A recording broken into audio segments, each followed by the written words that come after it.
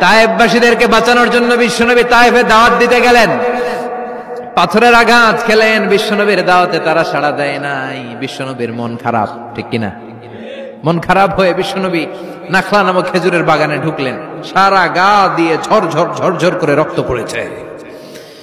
বিশ্বনবীর সাহাবী যায়েদ বিন হারেসা কুয়া থেকে পানি এনে বিশ্বনবীর মোবারক দেহটা থেকে ধুয়ে ধুয়ে রক্ত পরিষ্কার করে দিচ্ছেন। বিশ্বনবী রাতে সেখানে ঘুমালেন, ফজরের সময় নামাজ পড়তে শুরু করে দিলেন।